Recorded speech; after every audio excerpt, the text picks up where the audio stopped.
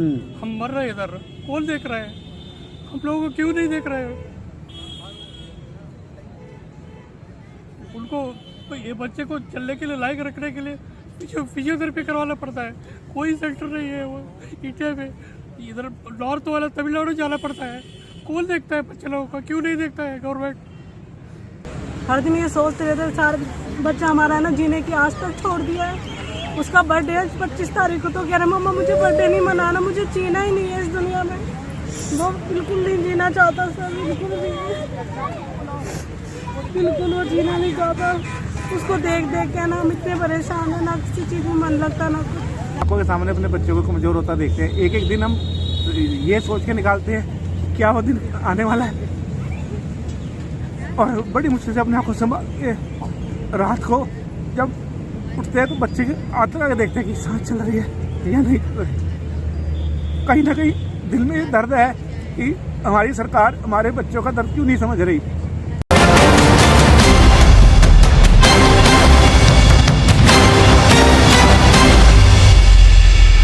नमस्कार दोस्तों, मैं आपका दोस्त आपका साथी चंद्रजीत शर्मा।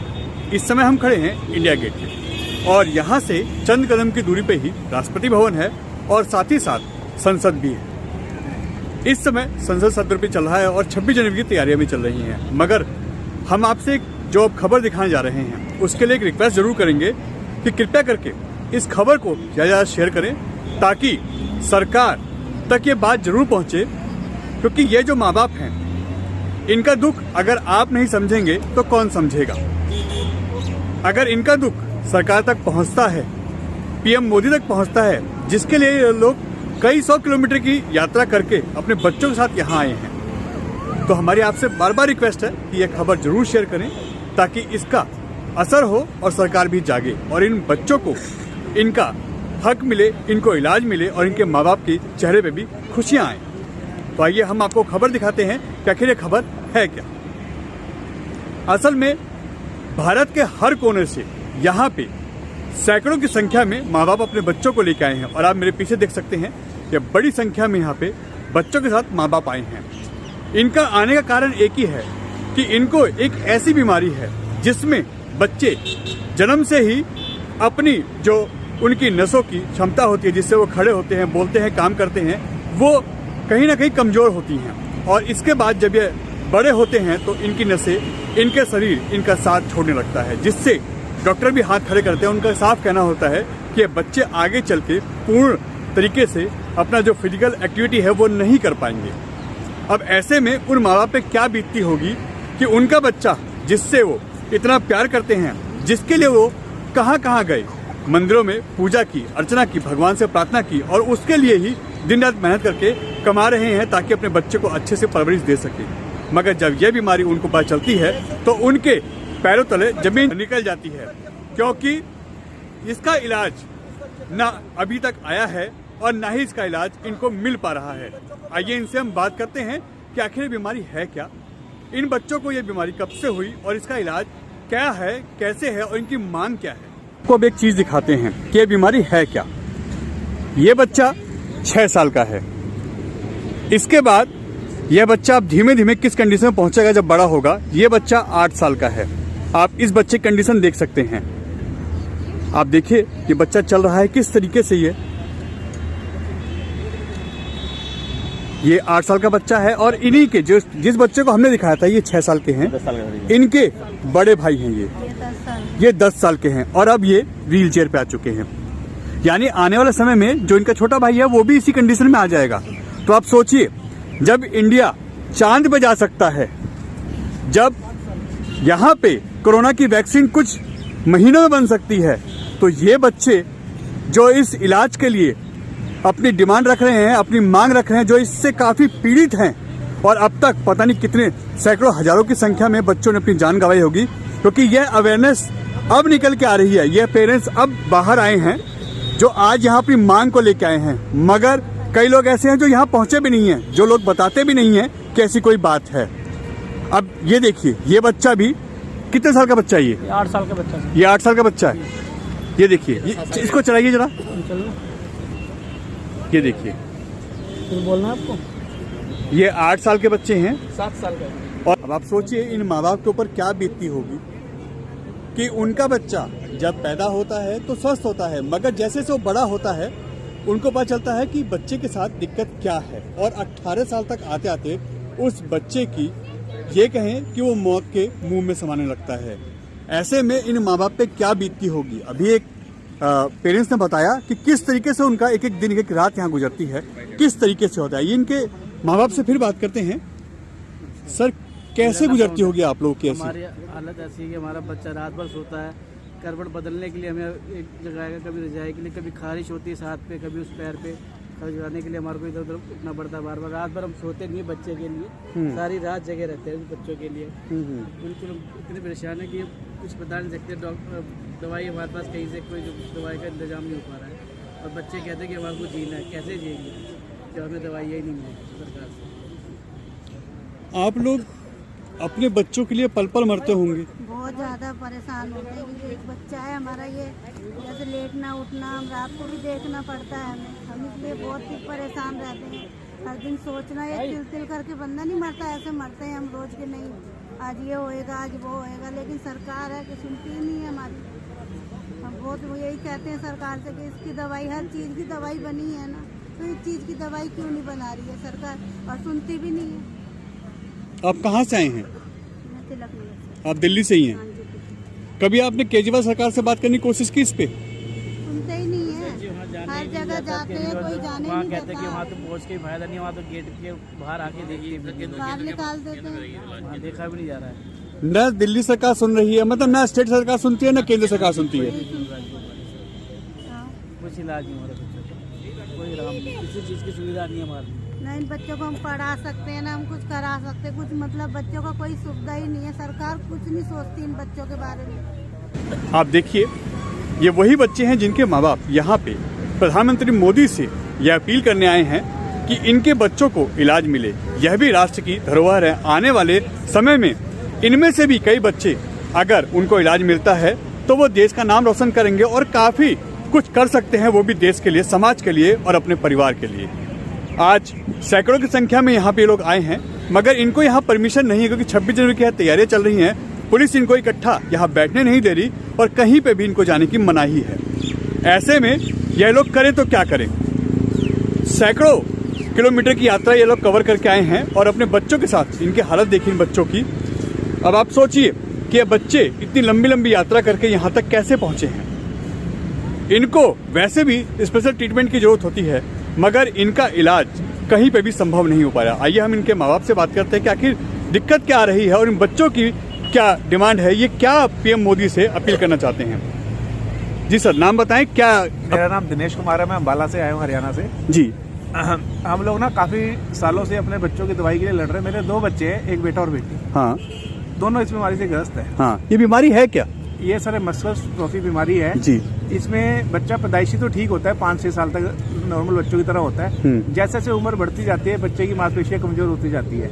बच्चे की 8 साल की उम्र में कमर में कर्व आ जाता है, पैर में टेढ़ापन आ जाता है। 12 साल की उम्र में बच्चा व्हीलचेयर पे आ जाता है और एज पर डॉक्टर रिकॉर्ड 18 साल से पहले बच्चे की मृत्यु हो जाती है। अच्छा। ये दुर्भाग्य की बात है कि हम अपनी आंखों के सामने अपने बच्चों को कमजोर होता देखते हैं। एक एक दिन हम ये सोच के निकालते हैं क्या वो दिन आने वाला है, और बड़ी मुश्किल से अपने आंखों से रात को जब उठते हैं तो बच्चे के आते देखते हैं कि सांस चल रही है या नहीं चल रही। कहीं ना कहीं दिल में ये दर्द है कि हमारी सरकार हमारे बच्चों का दर्द क्यों नहीं समझ रही।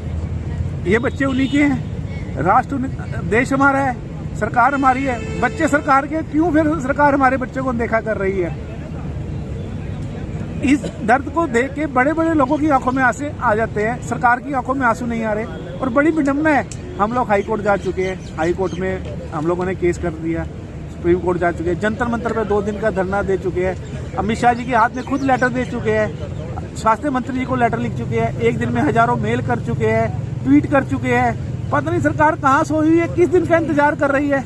अभी कुछ दिन पहले ही 8 बीमारियों की दवाई जो 2.5 करोड़ से 6.5 करोड़ में मिलती थी, अब वो 2.5 लाख से 6 लाख में मिल रही है। अगर हमारे बच्चों की दवाई महंगी भी है तो सरकार का फर्ज बनता है उसकी रिसर्च करके इंडिया में बनाया जाए। और अगर इलाज, जीवन इलाज महंगा है तो ठीक है, वैसे हम कहते हैं मानव जीवन अनमोल है, क्या हमारे बच्चों का जीवन का कोई मोल नहीं है? अगर आज किसी को कह दो अपना एक हाथ काट के दे दे 2 करोड़ रुपए देंगे, तो क्या वो दे देगा? हमारे लिए क्यों सरकार सोचती है? हर काम के लिए सरकार के पास पैसा, सिर्फ इन बच्चों के इलाज के लिए पैसा नहीं है। इसका इलाज नहीं है? इलाज है सर, बिल्कुल है। हम अभी कुछ दिन पहले हरियाणा के साइंटिस्टों ने एक प्रेस कॉन्फ्रेंस की थी दैनिक भास्कर के साथ। उन्होंने भी कहा रिटर्न में ये दिया था कि अगर सरकार हमें फंड व्यवस्था करवाएगी हम इनकी दवाई इंडिया में बना सकते हैं, लेकिन सरकार ने उस फाइल को बंद करके रख दिया। सरकार की इच्छा शक्ति नहीं है। अभी कुछ बच्चों की दवाई अवेलेबल है, यूके में, यूएसए में है। अभी जिन बच्चों ने कोर्ट केस किया था, विडम्बना यह है कि 14 बच्चों को दवाई आधी दे के बीच में रोक दी गई है। दवाई दी है, कोर्ट के ऑर्डर पे दी है, लेकिन उसके बाद भी दवाई बीच में रोक दी गई है। कहीं ना कहीं सरकार इन बच्चों को इलाज देना नहीं चाहती। और ये बच्चे आज यहाँ 400-500 फैमिली आई हैं, लेकिन ये संख्या 2000 के आसपास होगी हिंदुस्तान में। कोई बहुत ज़्यादा संख्या नहीं है। सरकार के पास गलत डाटा है या क्या है, इच्छा शक्ति नहीं है। और जब हमारे साइंटिस्ट कह रहे हैं कि हम इंडिया में लाखों में बना सकते हैं, तो एक बार खुले रूप से आए ना सरकार सामने। अभी 2 दिन पहले ही ड्रोन बनाया है सरकार ने, चांद पे पहुंच गई है। कुछ भी मुश्किल नहीं है। हमारे साइंटिस्ट पे हमें पूरा विश्वास है। सरकार आज कल पेपर में दे दे कि कौन साइंटिस्ट पर दवा रिसर्च बनाना चाहते हैं, 1 महीने 2 महीने में साइंटिस्ट सामने आ जाएंगे जो एबल है इस दवाई को बनाने में। कई बार उन्होंने इस चीज को बात को उठाया, लेकिन सरकार का ध्यान नहीं है। आपका बच्चा भी इससे ग्रसित है? जी सर, मेरा नाम राजीव है, मैं दिल्ली से आया हूँ। सर मेरा बच्चा ये है, इसको भी काफ़ी परेशानी होती है चलने फिरने की और उठने बैठने में। ये काफ़ी परेशान है और हमारी मोदी जी से यही रिक्वेस्ट है कि इन बच्चों के लिए जल्द से जल्द कोई दवाई लेके। अभी तक क्या उम्मीद जागी है? कोई मिला, कोई आपसे बात करी किसी? अभी तक कोई उम्मीद नहीं। कोई उम्मीद नहीं। सरकार कुछ कह रही है? सरकार कुछ भी कहना नहीं चाहती, सरकार मौन है इस बात। आप क्या कहेंगे? क्या लगता है कि सरकार? दिल्ली से आया हूँ और दीपक छाबड़ा नाम है मेरा जी। और काफ़ी टाइम से हम फॉलो अप कर रहे हैं। हम बीजेपी के मुख्यालय में भी गए थे, वहाँ पे भी जेपी नड्डा जी को लेटर दिया, पर अभी तक कोई उसका रिजल्ट नहीं आया सर। कोई रिजल्ट नहीं है? नहीं सर। हम मोदी जी से ये गुजारिश करते हैं कि हमारे बच्चों को जल्द से जल्द दवाई मिले। और पूरे हिंदुस्तान में हर दूसरे दिन एक ना एक बच्चा मरता है, कोई इसका इलाज नहीं आ रहा सरकार की तरफ से। सरकार लाखों के फंड अपने खर्चे पे करती है, अपने ऊपर करती है, मगर जब बात बच्चों की आती है, उनकी सुरक्षा कहते हैं, उनकी दवाई की आती है, तो क्यों नहीं उनके लिए जाती? सर आप ये मान के चलो कि कोई राज्य ऐसा होगा जहाँ से यहाँ के बच्चे हमारे पास नहीं आए होंगे। हर स्टेट में हर सीएम साहब के पास पूरा लेटर जा चुका है, पूरा उन्होंने अवेयर किया है।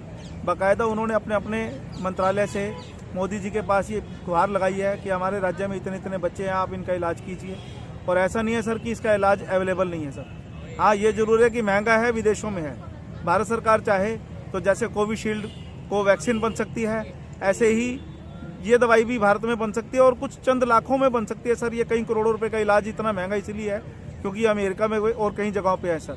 तो हमारी सरकार से, मोदी जी से गुजारिश है कि हमारे प्यारे फूल जैसे बच्चे जो जन्म से बिल्कुल ठीक होते हैं, जब हमें पता चलता है 6 साल के बाद, ये धीरे धीरे 4 साल के बाद, धीरे धीरे 5 साल के बाद, धीरे धीरे अपनी एज के अकॉर्डिंग उनकी मांसपेशियाँ धीरे धीरे बैठनी शुरू हो जाती हैं, तब हमें पता चलता है इनको कोई जेनेटिक डिसऑर्डर है। ये जेनेटिक डिसऑर्डर ही होता है सर, लेकिन पैदा इनकी नॉर्मल डिलीवरी है। सब 10 साल तक बच्चे 8 साल तक नॉर्मल चल भी देते हैं, लेकिन धीरे धीरे फिर इनकी बॉडी डिटोरिएट होनी शुरू हो जाती है। कोई ही बच्चा होता है सर 20 या 22 साल पकड़ ले, 18 साल से पहले 100% मोर्टेलिटी है सर। कोई इसके अंदर 1% भी चांस नहीं है। जब कोरोना जैसी बीमारी 3-4% बच्चों के, उसके लिए भी इतना बड़ा एक मुहिम चला, इतना बड़ा देश ने काम किया, तो हमारी तो 100% मोर्टेलिटी है सर। हमारे बच्चों के लिए क्यों ना सोचा जाए सर। हमारी सरकार से मांग है, मोदी जी से मांग है।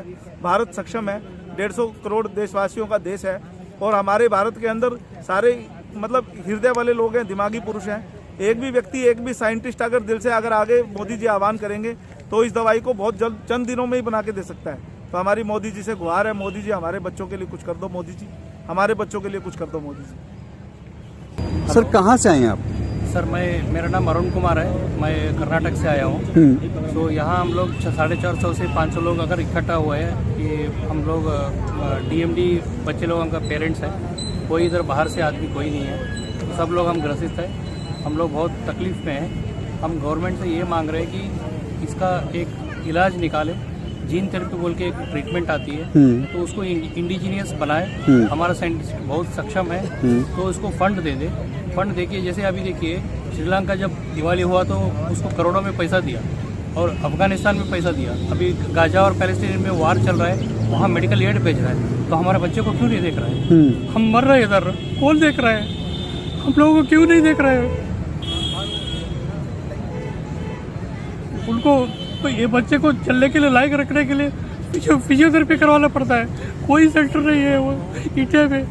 इधर नॉर्थ वाला तमिलनाडु जाना पड़ता है। कौन देखता है बच्चे लोगों का? क्यों नहीं देखता है गवर्नमेंट? बहुत दुखित है हम लोग। गवर्नमेंट हम लोगों का सुने और मेडिसिन दिलवाए, जीन थेरेपी लाए इंडिया में, यही हमारी मांग है। सर मैं दिल्ली से हूँ। हमें सिर्फ है ना हमारे बच्चों के लिए ना दवाई चाहिए। हम हमारे बच्चों को ना दिन दिन का मरकर देखना नहीं चाहते बिल्कुल भी। हम बहुत परेशान हैं। बच्चों को रोज़ ये सोचते हैं बच्चे का अगला दिन कैसा जाएगा कैसा नहीं जाएगा। हर दिन ये सोचते रहते सारे बच्चा हमारा है ना जीने की आस तक छोड़ दिया है। उसका बर्थडे है 25 तारीख को, तो कह रहा मम्मा मुझे बर्थडे नहीं मनाना, मुझे जीना ही नहीं है इस दुनिया में। वो बिल्कुल नहीं जीना चाहता सर, बिल्कुल भी, बिल्कुल वो जीना नहीं चाहता।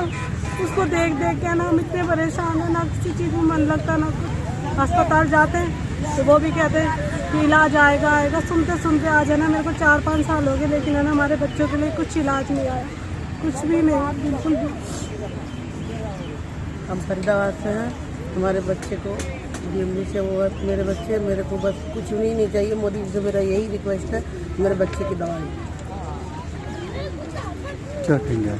कि हमारे बच्चों का इलाज आ जाए, और बस यही मोदी से प्रार्थना कि हमारे बच्चों का इलाज आ जाए। हमारे बच्चे में बहुत दिक्कत हुए हैं कि हम बच्चों क्या कर सकते हैं। बच्चे खा नहीं सकते, पी नहीं सकते अपने हाथों से, लाचार हैं वो भी। कोई दिक्कत हो तो कैसे करेंगे? बच्चे को खून भी हो जाए ना, खिला भी नहीं सकते, खाना भी नहीं खा सकते अपने हाथों से, कुछ भी नहीं कर सकते। रात में मेरे बच्चा सो नहीं पाता है, सारी रात जाग के रो के रहता है सारी। मैं बच्चे मोदी सरकार कितनी कहते हैं कि मेरा बच्चे की इलाज चाहिए और कुछ नहीं चाहिए। मैं कुछ नहीं मांगती हूँ, इलाज चाहिए बस। क्या कहेंगे आप? हम लोगों की एक ही च्वाइस है कि हमारे बच्चों को दवाई दी जाए, हमारे बच्चों को दवाई मिले। मोदी जी से यही रिक्वेस्ट है कि उन्होंने कोरोना की दवाई इतनी जल्दी से बना दी, तो इन छोटे छोटे बच्चों का भविष्य क्यों नहीं देख रहे हैं? छोटे छोटे बच्चों के ऊपर क्यों नहीं ध्यान दिया जा रहा? ये हमारे छोटे छोटे बच्चे बस नहीं बोल पा रहे। कहाँ से आए हो बेटा? क्या नाम है आपका? मेरा नाम है हिमांशु जायसवाल, बायू हरियाणा, अस्करपुर, फरीदाबाद। फरीदाबाद से। आपको बीमारी कब से हुई है? मुझे बीमारी हुई थी 2018 से। 2018 से? हाँ। उसके बाद आप व्हील चेयर पे आ गए? उसके बाद 2019 में धीरे धीरे व्हील चेयर में आ गया मैं। जब से मैं बैठा हूँ। आप इनके फादर हैं? जी। ये बच्चे की बीमारी आपको कब पता चली सर? ये जब 5 साल का था बड़ा बेटा मेरा, जब मालूम पड़ा था। वो पंजों पे उसने चलना शुरू किया था, और उसके बाद में फिर धीरे धीरे 8 साल तक वो बेड पे आ गया था। और अभी मेरा बड़ा बेटा एक्सपायर हुआ है 31 अक्टूबर को। इसी बीमारी से? इसी बीमारी से। इसका बड़ा भाई था, इसी बीमारी से एक्सपायर हुआ है। 31 अक्टूबर को हुआ है। सुबह कह नहीं सकते क्या, बहुत वो है। वो इस टाइप से ख़त्म हुआ है कि दिली इच्छा भी ख़त्म कर दी जीने की। अस्पताल भी नहीं ले जा पाए, 10 मिनट में सारा उसको खत्म। और ये दूसरा बेटे के साथ भी यही है? दूसरे बेटे के साथ भी सेम यही कंडीशन। ऐसे में सरकार से उम्मीद लगाते हैं, लगता है सरकार कुछ करेगी? उम्मीद लगा के तो यही बैठे हैं कि सरकार हमारी सुनेगी और इन बच्चों को दवाई मिलेगी। क्या कहेंगे मोदी जी से आप लोग? इन बच्चों की दवाई मिले और ये अपना जीवन सही तरह से जी सकें। क्या नाम है आपका बेटा? लक्ष्य शर्मा। कितनी उम्र है आपकी? 15। क्या कहेंगे आप मोदी जी से? जल्द से जल्द हमारी बीमारी का इलाज ले आए। इलाज ले आए। आप भी देश के लिए कुछ करना चाहते हैं ठीक होके? हाँ, साइंटिस्ट बनना चाहेंगे। क्या नाम है आपका? राम कुमार। क्या उम्र है? 10 साल। क्या कहेंगे मोदी जी से? मोदी जी ने दवाई चला दी। आपको दवाई दे दें। आप ठीक होना चाहते हो? क्या बनोगे बड़े होके? कलेक्टर बनोगे? उम्र क्या है आपकी? क्या कहेंगे मोदी जी से? आपको ठीक करवा दो। दवाई चाहिए आपको? आप ठीक होना चाहते हैं? क्या नाम है आपका? आदित्य कुमार। क्या एज है? 14 साल। क्या कहेंगे मोदी जी से? मोदी जी से ये कहना चाहूँगा कि हमें दवाई दीजिए कि हम देश के लिए कुछ कर सकें। ऐसा नहीं तो वोट के बदले ही दवाई दे दीजिए। वोट के बदले ही दवाई दे दीजिए। सही बात है। बड़े होके क्या बनना चाहेंगे? मैं साइंटिस्ट बनना चाहता हूँ। साइंटिस्ट बन के क्या करेंगे? साइंटिस्ट बन के मैं रॉकेट लॉन्च करूँगा स्पेस में, अलग अलग ग्रहों पर।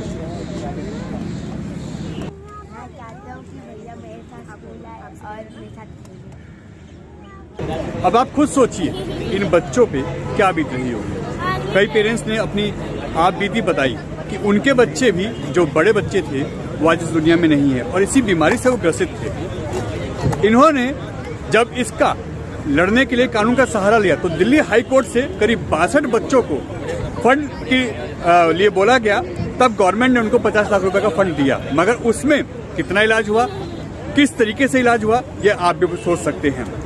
1 से 2 डोज दी गई, उसके बाद फंड ना होने की कमी कह के उनका इलाज बंद कर दिया गया। इनका साफ साफ कहना है, इन पेरेंट्स का साफ साफ कहना है कि हमारे बच्चों ने जब तक वो डोज ली वो सही थे, बल्कि पहले से ज्यादा तंदुरुस्त थे, मगर उसके बाद वो एकदम बैठ गए।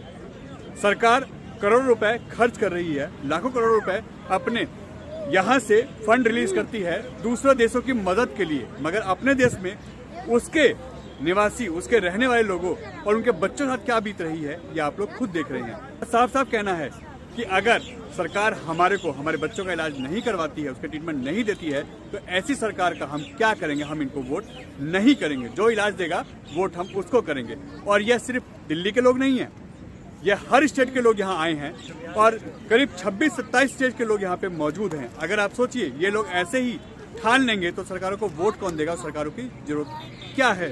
N Bharat TV, Delhi.